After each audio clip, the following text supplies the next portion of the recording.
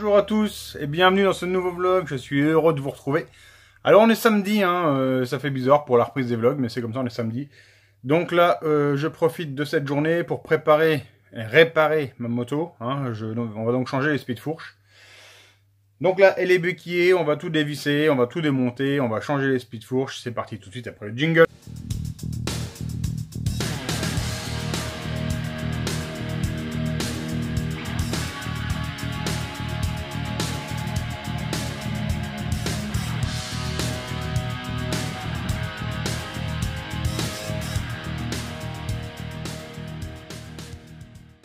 Je remets en situation, ici le speed fourche était foutu, on va le changer. Ici les deux cavaliers je les ai desserrés et j'ai desserré en fait l'écrou de roue avant. Ça je le fais avant de béquiller la moto. Tout ce qui est serrage et desserrage de force, tu ne le fais pas béquiller. Allez, là on va desserrer les étriers, la roue, on va démonter la roue, démonter le garde-boue.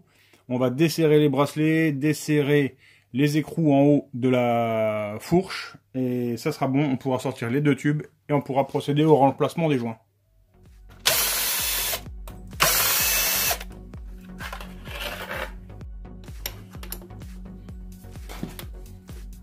Là tu vois c'est bien toujours repousser un peu les pistons pour pas rayer la jambe quand tu sors ton étrier. Là on regarde vite fait un coup d'œil sur les plaquettes. Bon c'est pas tout neuf mais ça refera une sortie sans problème. Les coups de roue. Je peux maintenant enlever ma roue. Là je repère mes deux cales, je remets l'axe dedans et c'est bon. Tant que ma fourche est montée, je vais desserrer ici les gros écrous. Alors pour ce faire, je vais dévisser ici le cavalier et le demi-guidon. Pourquoi?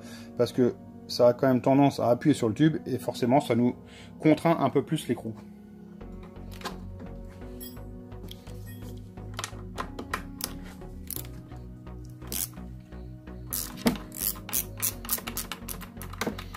Voilà. Allez, douille de 30, on met bien la clé et on tape un petit coup. Voilà. Et ça se dessert tout seul.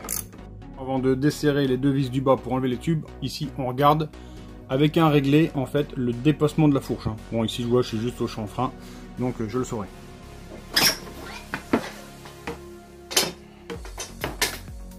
Tube de fourche établi, tube de fourche, c'est parti. Maintenant comme bien souvent en mécanique tu as deux possibilités. Soit tu dévisses le bouchon du tube, ici tu viens mettre un outil qui se prend dans les deux perçages qu'on voit, qui va venir te plaquer le tube vers le bas. Tu peux démonter tout le haut, tu sors tout ce qui est tube de plongée, etc. L'espèce ici quand tu vis cette vis, tu as un tube tout le long qui vient ici faire pointeau en bas. Tu démontes tout ça. Sinon tu dévisses uniquement là la petite vis et tu viens sortir tout le tube en fait de la fourche. Alors, moi, je te cache pas que je préfère démonter juste la vis du bas, un coup de clé à choc sur la vis, prat, ça sort. Alors, elle a souvent tendance à patiner dans le vide, forcément, parce que si le ressort n'appuie pas dessus, elle tourne. Donc, tu mets ton poids dessus, et avec la clé à choc, prat, tu dévisses. Là, c'est ce que j'ai fait. On va démonter. Ça va, mon embout. Ok.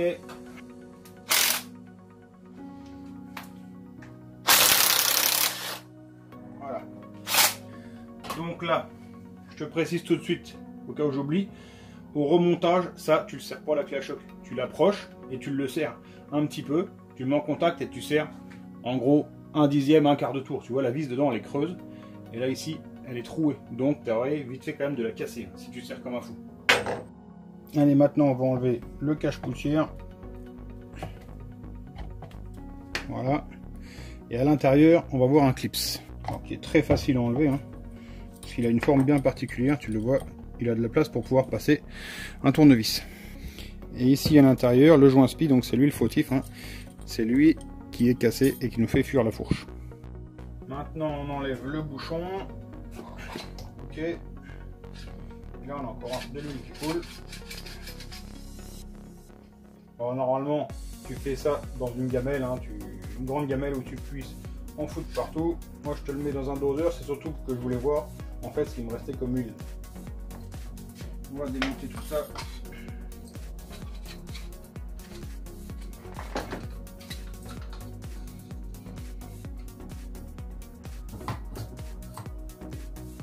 Voilà, là on se retrouve avec tout le système de ressort de la fourche. Et donc maintenant, Ici, on va pouvoir enlever le tube de fourche. Alors c'est le genre de pièce où on fait super gaffe, hein. Surtout avec les outils qui peuvent traîner autour, de ne pas mettre un coup, surtout ici, forcément sur la piste du joint. Et le joint spi se trouve ici, alors on va le sortir en faisant le levier, hein. Il n'y a pas trop d'autres solutions. Ici on va quand même protéger un petit peu le bord et on va faire le levier tranquillement pour qu'il sorte.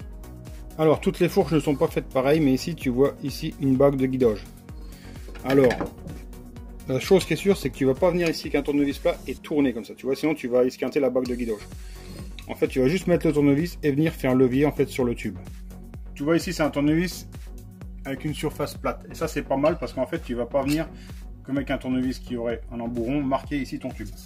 Alors moi, j'ai aussi la chance d'avoir des espèces de petits bouts de plastique que je viens mettre ici pour pas du tout marquer mon tube. Et là, on vient juste faire levier. Voilà. Terminé. Voilà, tu vois, tout est nettoyé. Je remets la rondelle. Et ici, je vais mettre mon joint spi. Alors ça rentre. Franchement, ça rentre à la main. T'as pas besoin d'outils spéciaux.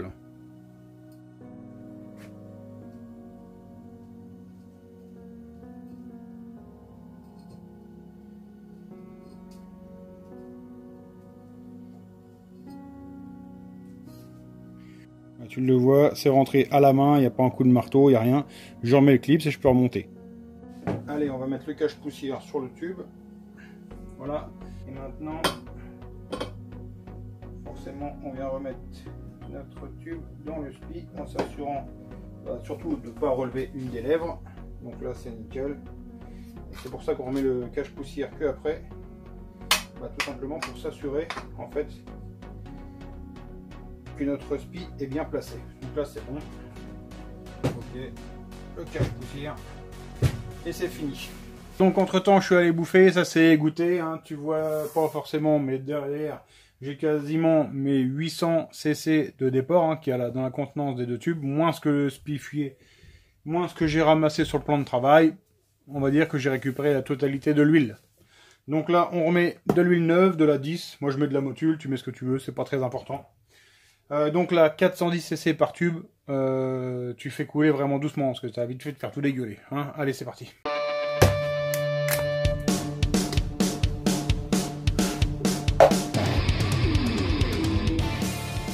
Sont remplis. C'est marrant de regarder le travail de l'hydraulique, tu vois, là, il n'y a pas du tout de... Et là, ça y est, ça commence à arriver. Ça y est. Allez. Ça y est, l'huile, elle passe bien dans le gicleur, on le sent. Là maintenant, c'est tout dans l'autre sens, hein. Tu prends la vidéo, tu la retournes, et bien ça, hein. Ah, tu le veux quand même. Bon timelapse alors, mais c'est tout quoi. Allez, c'est parti, hein. Là typiquement, on va remettre le tube gauche, le tube droit, ou dans l'autre sens, hein. Tu mets dans le sens que tu veux, tu resserres tout.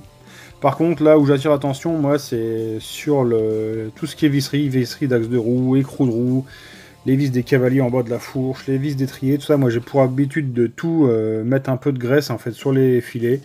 Ça facilite pas mal le travail du mécano qui passera après, surtout si la moto vient rester stockée longtemps ou si c'est une moto de route et qu'elle se prend de la flotte sur la tronche et tout, ça aide pas mal au prochain démontage. Bon, tu vois, c'était pas si dur, hein, surtout pour toi, assis dans ton canapé. Un petit coup de nettoyant frein sur les freins.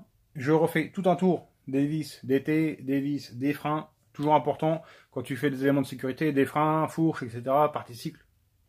Là, tu vérifies toujours 2 fois tes serrages parce que là, si tu as fait une connerie, là, ça la paye cash. Je suis prête pour aller rouler lundi. Lundi, il y aura peut-être un vlog circuit. Je vais voir si j'y arrive à vlogger là-dessus. J'emmènerai le matos et je vais voir comment ça se passe.